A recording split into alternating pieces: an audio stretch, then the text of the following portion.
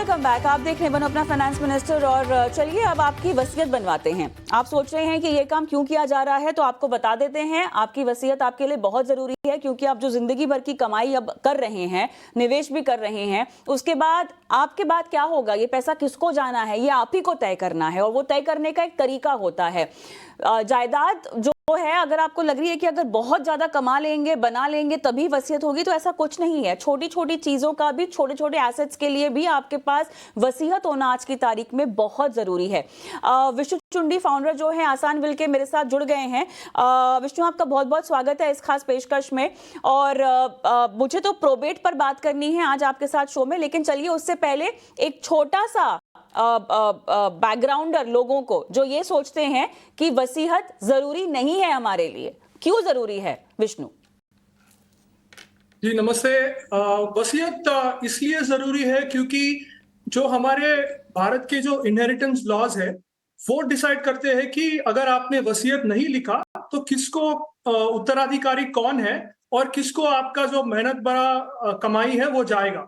तो for example अगर आप हिंदू मेल है तो और आपके पास 300 रुपए है अगर मान लो, तो 100 रुपए आपके पत्नी को जाएंगे, 100 रुपए पूरे बच्चों को जाएंगे और 100 रुपए जो है आपके माताजी को जाएंगे, लेकिन आपके पिताजी को कुछ नहीं मिलेगा।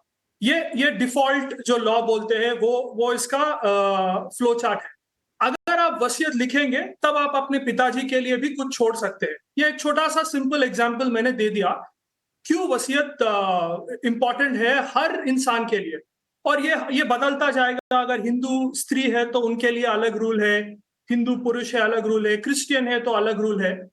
इन सबको अगर आपके खुद के निजी जो फैसले आपके जाने के बाद अगर आप डिटरमाइन करना चाहते हो तो वसीयत बिल्कुल लिखिएगा। अब मैं थोड़ा सा प्रोबेट पर आ जाना चाहती हूँ, क्योंकि वसीयत का जो प्रोबेट वाला हिस्सा है इसको लेके बहुत कंफ्यूजन है। देखिए, जब भी हम कहते हैं कि आपको विल बनानी चाहिए तो हम सोचते हैं कि क्या आप विल एक पेपर पे लिखकर साइन करके चले जाएं या आप किसी लॉयर के पास जाएं, क्योंकि उस पर एक ठप्पा होना चाहिए, लीगल होनी चाहिए, है ना। कल परसों आपके ना रहने पर ऐसी कोई स्थिति आ जाए कि आपकी जायदाद पे, प्रॉपर्टी पे, आपके एसेट्स पे झगड़ा हो, तो उस स्थिति में अगर विल आपकी प्रोबेटेड है ऑलरेडी या अगर वो लीगली पास्ड ऑन है, तो ये मामले थोड़े से खत्म हो सकते हैं या ये मामले अराइज ही नहीं होंगे। But having said that, probate को लेकर जो जुडिशियल सर्टिफिकेशन है, इसको लेकर क्या नियम कानून है, जरा ये बताइए। जी बिल्कुल, मैं एक स्टेप पीछे लूंगा। कोई भी लिख सकता है वसीयत, व्हाइट पेपर पे भी आप उसको बना सकते हो। कुछ लोग रजिस्टर कराते हैं विल को और कुछ लोग रजिस्टर नहीं कराते। और प्रोबेट जो है वो एक अल्टीमेट स्टेप है। तो अगर आपने विल बनाया, उसको रजिस्टर किया एसआरओ ऑफिस में या सब रजिस्ट्रार ऑफिस में, तो आपके बायोमेट्रिक्स लिए जाएंगे और ये ऑथेंटिसिटी मिलेगा कि आप ही ने बनाया है विल, कि किसी ने आपका जो आइडेंटिटी थेफ्ट है ऐसा कुछ नहीं हुआ है। आप ही के बायोमेट्रिक्स है, आप ही के हस्ताक्षर है और आपका ही विल है। कुछ शहरों में क्या है, हिंदुस्तान में प्रोबेट लेना अनिवार्य है। पहले मैं प्रोबेट का डेफिनेशन बता देता हूं सिंपल टर्म्स में। प्रोबेट का मतलब कोर्ट द्वारा दिया गया एक प्रमाण पत्र है जो यह कहता है कि वसीयत असली है, वैध है और सही तरीके से बनाई गई है। ये तीनों चीज अगर आपको मिल जाएंगी कोर्ट से, तो आपके काफी मतलब आपके जो उत्तराधिकारी है उनके काफी प्रॉब्लम्स हल हो जाएंगे। और 3 शहर जो हिंदुस्तान में अनिवार्य है वो है मुंबई, चेन्नई और कोलकाता, जहां पे अगर आपके कोई इमूवेबल एसेट्स है या आपके कोई भी एसेट्स उन शहरों में है तो प्रोबेट कंपलसरी है, क्योंकि ये प्रेसिडेंसी सिटीज कहलाते हैं। और हम लोग वो जो ब्रिटिश टाइम के जो लॉज है ये इन तीनों शहरों पे अभी भी लागू है। दिल्ली, एनसीआर, मुंबई, चेन्नई और कोलकाता, आपने कहा कि यहाँ पर कंपलसरी है प्रोबेट करवाना। इसके अलावा जितनी भी जगह है वहां पे प्रोबेट कराना not necessary? By law not compulsory. I will say compulsory, मैं वो वर्ड यूज करूंगा। कानूनी तरह से तो जरूरी नहीं है, लेकिन कभी कभी क्या है, व्यावहारिक तौर पे अगर आपने प्रोबेट करा लिया है तो अच्छा होगा। जैसे मैं एक आगे फिर एग्जांपल्स दे दूंगा। कभी कभी क्या होता है, जैसे बैंगलोर और दिल्ली में, एनसीआर में हम लोग देख रहे हैं कि बैंक्स या हाउसिंग सोसाइटीज प्रॉपर्टी ट्रांसफर या अकाउंट जो है आपके उत्तराधिकारी को देने से पहले पूछते हैं कि क्या ये सही वसीयत है, क्या ये रजिस्टर्ड है और क्या यहाँ पे प्रोबेट है। क्योंकि उनका रिस्क ये है कि अगर उन्होंने दे दिया किसी को और कुछ समय बाद पता चला कि ये अवैध विल है, तो फिर उनको वो हेडेक लेना पड़ेगा। इसलिए प्रोबेट एक अच्छा, मतलब अभी हम लोग लेस देन 10% जो विल्स है इन 3 शहरों के बाहर वो प्रोबेट के लिए जा रहे हैं, और ये हम लोग देख रहे हैं कि ये नंबर बढ़ रहा है पिछले 5-10 साल में। तो to simplify the process, Vishnu, probate मतलब आपकी जो विल है उस पर एक लीगल सर्टिफिकेशन की परत चढ़ जाएगी, आपको लॉयर के पास जाना पड़ेगा प्रोबेट करवाने के लिए उसको?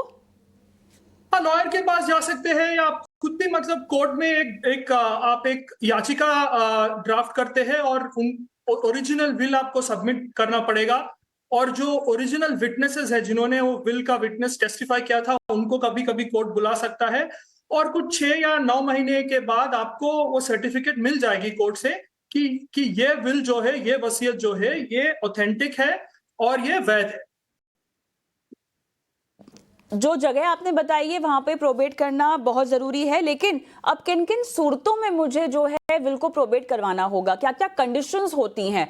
क्या किसी भी तरह की विल को प्रोबेट कराया जा सकता है, या हम क्लियरली कुछ कुछ अलग तरीके की जायदाद की बात कर रहे हैं, एसेट्स की बात कर रहे हैं कि अगर वो है आपके पास तो आप प्रोबेट जरूर ही करवाइए? क्या सूरत है, क्या क्या कंडीशंस होंगी?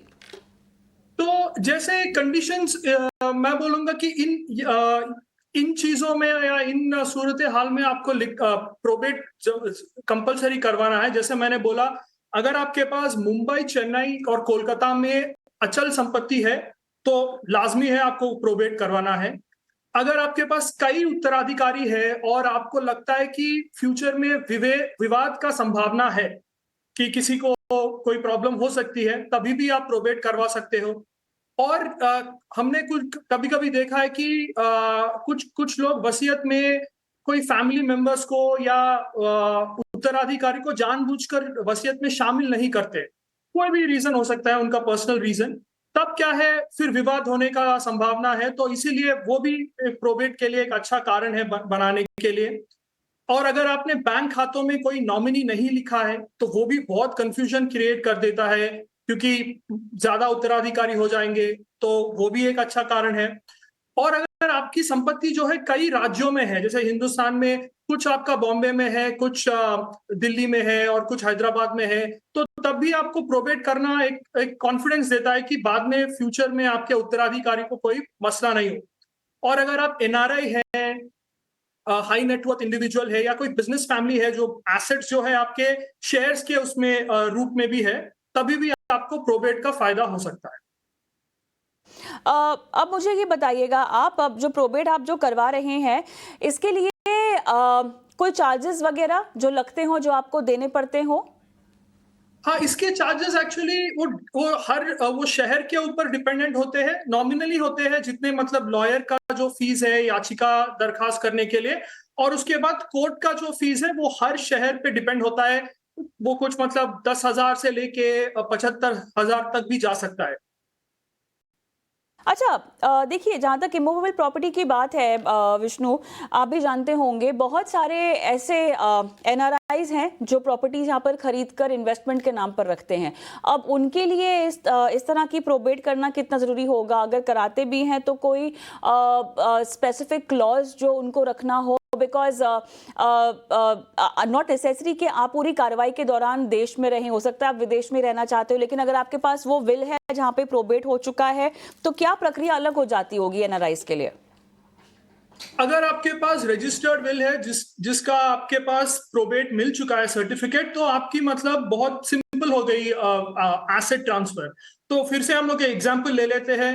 पेरेंट्स सीनियर सिटीजन्स है, दिल्ली में रहते हैं, उनका लड़की जो है सैन फ्रांसिस्को में काम कर रही है, और विल है, प्रोबेट है, पिताजी का देहांत हो गया, और जब वो लड़की आती है हिंदुस्तान, वो 1 या 2 हफ्तों के लिए वो प्रॉपर्टी उनके नाम पे लेने के लिए, तो उनके लिए बहुत ही सिंपल हो जाएगा, क्योंकि हाउसिंग सोसाइटी जब मांगेगा कि ये विल प्रोबेटेड है, तो वो आप दिखा देंगे सर्टिफिकेट, और सडनली और जो भी अगर आप फ्लैट को बेचना चाहोगे किसी और को, तो वो भी कॉन्फिडेंस से आपसे खरीद सकता है कि हाँ, ये सही है, ये करेक्ट उत्तराधिकारी है इस मकान के, ये है वसीयत पिताजी की और ये प्रोबेट कोर्ट द्वारा उनको प्रमाण पत्र मिल चुका है। तो काफी रिलैक्स्ड और सिंपल प्रोसेस हो गया। एक चीज़ यहाँ पर आप बताइएगा, क्योंकि हम प्रोबेट की बात कर रहे हैं और ऐसे में जो कठिनाइयाँ हैं आपके सामने आ सकती हैं। बैंक्स जो हैं, अगर मान लीजिए आपकी विल आपके पास है बट उस पर प्रोबेट नहीं है, तो आपके फंड्स क्या रिलीज नहीं होंगे, आपकी प्रॉपर्टीज क्या ट्रांसफर नहीं होंगी। अब आप तो जीवित हैं नहीं, लेकिन आपके जाने के बाद अगर विल में ऐसी कोई क्लैरिटी नहीं है तो क्या ये कंडीशंस लागू नहीं होंगी आपके लिखने के बावजूद, आपके विल में बताने के बावजूद? ऐसा भी है वो अमल में नहीं आएगा?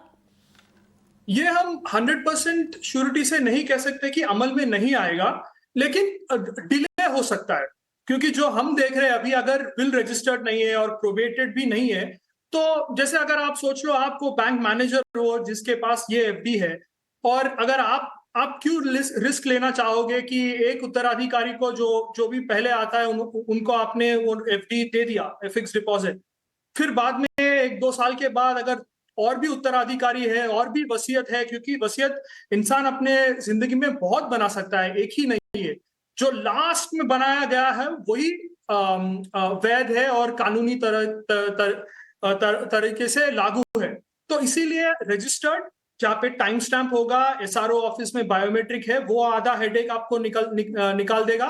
और अगर प्रोबेट है तो वो और भी अच्छा है, क्योंकि कोर्ट द्वारा प्रमाण पत्र आपको मिल गया। क्योंकि जो एसेट कंट्रोलर है, जैसे बिल्डिंग सोसाइटी ओनर या बैंक या कोई और इंस्टीट्यूशनल जो है, तो वो रिस्क नहीं लेना चाहते कभी कभी। देखिए विष्णु, जब आप विल बनाते हैं अपनी, तो आप विल में एग्जीक्यूटर रखते हैं, ठीक है, जो बाकी तमाम चीज़ों को थोड़ा सा अपनी नज़र में, निगरानी में देखते हुए सब चीज़ों को एग्जीक्यूट करता है। प्रोबेट क्या नॉमिनेटेड इंडिविजुअल भी करवा सकता है या आप ही को करवानी होगी? तो जो वसीयत में एक एक्टर है, एक सूत्रधार है जिसका नाम है एग्जीक्यूटर या निष्पादक। उनका काम है वसीयत को पढ़ना और उसमें जो भी वसीयतकर्ता के जो उनके मांगे हैं, उनकी ख्वाहिशें हैं, उनको रेस्पेक्ट करके सभी उत्तराधिकारी जो भी वसीयत में मेंशन किए गए हैं, उनको अपना अपना हिस्सा देने का काम इनका है, एग्जीक्यूटर का।